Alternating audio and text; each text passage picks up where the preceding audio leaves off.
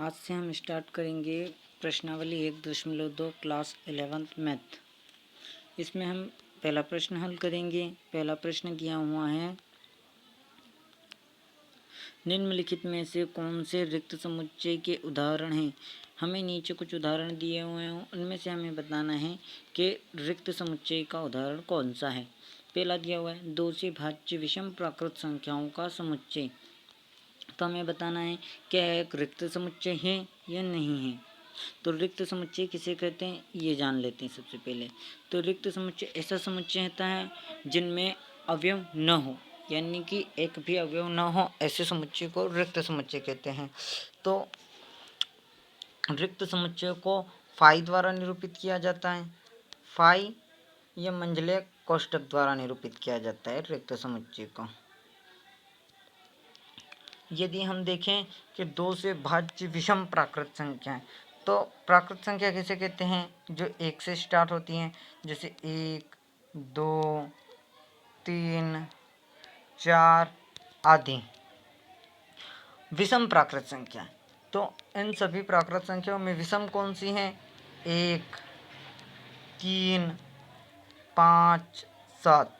विषम संख्या वे संख्याएं होती हैं जिनमें 2 का भाग नहीं जाता है। यह विषम संख्या 1, 3, 5, 7 उन्होंने बोला है 2 से भाज्य विषम प्राकृत संख्या है। तो इन विषम संख्याओं में 2 का भाग देना है। यदि 2 का भाग जाता है तो ये विषम प्राकृत संख्या है, लेकिन 1 में भी 2 का भाग नहीं जाएगा, 3 में भी 2 का भाग नहीं जाएगा, 5 में भी नहीं जाएगा, 7 में भी नहीं जाएगा। इसलिए यह 2 से भाज्य कोई भी विषम प्राकृत संख्या नहीं है। अतः समुच्चय 2 से भाज्य विषम प्राकृत संख्याओं का समुच्चय एक रिक्त समुच्चय है, और रिक्त समुच्चय को फाई या मंझले कोष्ठक द्वारा निरूपित किया जाता है। सेकंड नंबर क्वेश्चन, सम अभाज्य संख्याओं का समुच्चय। सम संख्या किन्हें कहते हैं? जिनमें 2 का भाग पूरी तरह जाता है, जैसे 2, 4, 6 आदि सम संख्याएं होती हैं। और वहाँ पर बोला है सम अभाज्य संख्या। ये सम संख्या है, लेकिन अभाज्य संख्या कैसे कहते हैं? अभाज्य संख्या वे संख्याएं होती हैं जिनमें 2 का भाग अभाज्य संख्या वे संख्या होती हैं जिनमें स्वयं के अलावा अन्य संख्याओं का भाग नहीं जाता है। यदि हम 4 की बात करें तो 4 में 2 का भाग चला जाएगा। 6 की बात करें हम तो इसमें 2 और 3 का भाग चला जाएगा। लेकिन हम 2 की बात करें तो 2 में किसी संख्या का भाग नहीं जाएगा, स्वयं के अलावा किसी अन्य संख्या का भाग नहीं जाएगा। तो 2 एक ऐसी प्राकृत संख्या है जो सम अभाज्य संख्या है। 2 सम भी संख्या है तथा अभाज्य संख्या भी है। अतः इसमें एक अवयव है 2 जो सम और अभाज्य संख्या है, इसलिए समुच्चय रिक्त समुच्चय नहीं है। अब तीसरा क्वेश्चन, x:x एक प्राकृत संख्या है तथा x 5 से छोटा और साथ ही साथ 7 से बड़ा। तो ऐसी कोई प्राकृत संख्या नहीं है जो एक समय में 5 से छोटी और 7 से बड़ी होगी, इसलिए यह भी एक रिक्त समुच्चय है। अगला क्वेश्चन, y:y किन्हीं भी 2 समांतर रेखाओं का उभयनिष्ठ बिंदु है। समांतर रेखाएं वे रेखाएं होती है जिनका बीच का अंतर हमेशा सदैव समान होता है। जैसे ये समान है, यहाँ का कहीं से भी हम मापेंगे तो उत्तर हमेशा समान आएगा। इन्हें समांतर रेखाएं कहते हैं। समांतर रेखाएं कभी एक दूसरे को प्रतिच्छेद नहीं करती। यदि प्रतिच्छेद नहीं करेगी तो उनका उभयनिष्ठ बिंदु नहीं होगा। उभयनिष्ठ बिंदु नहीं होगा तो यहाँ पर बोला है y:y किन्हीं भी 2 समांतर रेखाओं का उभयनिष्ठ बिंदु है, लेकिन समांतर रेखाएं प्रतिच्छेद नहीं करती, इसलिए उभयनिष्ठ बिंदु नहीं होगा, इसलिए इसमें अवयव नहीं होंगे, यानी कि यह एक रिक्त समुच्चय है। अब प्रश्न नंबर 2 स्टार्ट होता है, निम्नलिखित समुच्चयों में से कौन सा परिमित और कौन सा अपरिमित समुच्चय है। पहले हम जान लेते हैं परिमित समुच्चय किसे कहते हैं तथा अपरिमित समुच्चय किसे कहते हैं। परिमित समुच्चय वे समुच्चय होते हैं जिनमें अवयवों की संख्या निश्चित हो, जिनके अवयवों की हम आसानी से गणना कर सकते हैं, परिमित समुच्चय कहलाते हैं। उदाहरण के लिए मान लेते हैं x:x एक प्राकृत संख्या है जो 5 से छोटी है।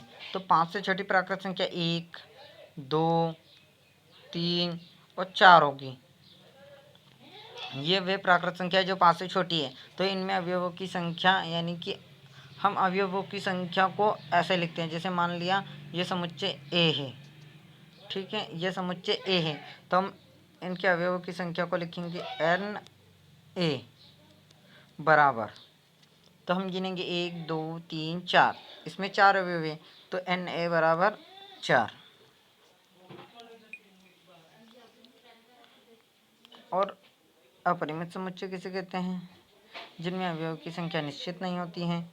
जैसे हमने मान लिया कि x:x एक प्राकृत संख्या है, तो प्राकृत संख्या अनंत तक जाती है। जैसे 1 2 3 डैश डैश डैश, तो हम इनमें अवयवों की संख्या की गणना नहीं कर सकते। जैसे 1 2 3 और अनंत कितने अवयव होंगे पता नहीं, इसलिए हम इसे अपरिमित समुच्चय कहते हैं। अब इसके प्रश्न को हम हल करेंगे। पहला प्रश्न है वर्ष के महीनों का समुच्चय। तो वर्ष में 12 महीने होते हैं, हम गिन सकते हैं, इसलिए समुच्चय अपरिमित समुच्चय है। दूसरा 1 2 3 डैश डैश डैश, तो यह एक अपरिमित समुच्चय है क्योंकि यहाँ अनंत है। तीसरा 1 2 3 डॉट डॉट डॉट 99,100, यह एक अपरिमित समुच्चय नहीं है, एक परिमित समुच्चय, क्योंकि इनमें 100 अवयव हैं। इसलिए 100 से बड़े धन पूर्णांकों का समुच्चय। 100 से बड़े धन पूर्णांक वे पूर्णांक होते हैं जो धनात्मक होते हैं। जैसे 100 से ऊपर 101, 102, 103 डॉट डॉट डॉट। तो 100 से बड़े कई धन पूर्णांक हो सकते हैं, अनंत हम उनकी गणना नहीं कर सकते, इसलिए यह एक अपरिमित समुच्चय। 99 से छोटे अभाज्य पूर्णांकों का समुच्चय। ऐसे अभाज्य पूर्णांक जो 99 से छोटे हैं। अभाज्य संख्याओं में एक को नहीं लिया गया है, न एक अभाज्य है न भाज्य है, तो हम एक के अलावा तो धन पूर्णांक 99 से छोटे अभाज्य तो 2 अभाज्य हैं, 3 अभाज्य हैं, 4 भाज्य क्योंकि 4 में 2 का भाग जाएगा, 5 अभाज्य हैं, 7 अभाज्य हैं। ऐसे करके हम 99 तक के अभाज्य पूर्णांकों की गणना कर लेंगे। तो 99 से छोटे 25 कुल 25 अभाज्य पूर्णांक होंगे, इसलिए ये एक परिमित समुच्चय है। प्रश्न नंबर 3 स्टार्ट होता है। यहाँ पर हमें दिया हुआ है कि निम्नलिखित समुच्चयों में से प्रत्येक के लिए बताइए कि कौन परिमित है और कौन अपरिमित समुच्चय। तो हमें यहाँ पर भी वही बताना है, कौन परिमित है और कौन अपरिमित। पहला दिया हुआ एक्स अक्ष के समांतर रेखाओं का समुच्चय। हम पहले एक्स अक्ष बना लेंगे। तो एक्स अक्ष के समांतर रेखाओं का समुच्चय, मान लिया ये एक्स अक्ष है, इसे एक्स और ये वाई, एक्स डैश और ये वाई और ये वाई डैश, ठीक है। तो एक्स अक्ष के समांतर, तो हम एक्स अक्ष के समांतर कई सारी रेखाएं खींच सकते हैं। ये एक्स अक्ष के समांतर नीचे भी खींच सकते हैं, अनंत रेखाएं खींच सकते हैं, इसलिए ये एक अपरिमित समुच्चय, क्योंकि एक्स अक्ष के समांतर कई सारे अनंत रेखाएं खींची जा सकती हैं, अनगिनत रेखाएं। दूसरा है अंग्रेजी वर्णमाला के अक्षरों का समुच्चय। तो अंग्रेजी वर्णमाला में कुल 26 अक्षर है, इसलिए यह भी एक परिमित समुच्चय। फिर नेक्स्ट क्वेश्चन, उन संख्याओं का समुच्चय जो 5 के गुणज हैं। तो 5 के गुणज में अनगिनत है, जैसे 5 10 15 20 और डॉट डॉट डॉट, ऐसे अनंत हैं। जैसे 50 से ऊपर 55 60 65, इसलिए 5 के गुणज अनगिनत है, इसलिए हम इसे भी अपरिमित समुच्चय कहेंगे। फिर अगला, पृथ्वी पर रहने वाले जानवरों का समुच्चय। यह एक अपरिमित समुच्चय है, क्योंकि पृथ्वी पर कई प्रकार के जानवर रहते हैं जिनकी हम गणना नहीं कर सकते। अगला, मूल बिंदु 0 से होकर जाने वाले वृत्तों का समुच्चय। मूल बिंदु यानी कि मूल बिंदु ये दोनों रेखाएं जहाँ प्रतिच्छेद करती, एक्स अक्ष और वाई अक्ष, इन दोनों को मूल बिंदु कहते हैं। ये मूल बिंदु है, और मूल बिंदु से होकर वृत्त खींचे कितने जा सकते हैं, तो यहाँ फिर यहाँ फिर यहाँ फिर यहाँ, ऐसे कई सारे वृत्त खींचे जा सकते हैं जो मूल बिंदु से होकर जाते हैं, इसलिए यह भी एक अपरिमित समुच्चय, हम वृत्तों की संख्या की गणना नहीं कर सकते। अब हम अगला प्रश्न स्टार्ट करेंगे। इसमें दिया हुआ है निम्नलिखित में से बताइए कि ए बराबर बी है अथवा नहीं। तो ये हम पार्ट 2 में कंप्लीट करेंगे। आज के लिए बस इतना। अब पार्ट 2 में हम प्रश्नावली 1.2 का चौथा क्वेश्चन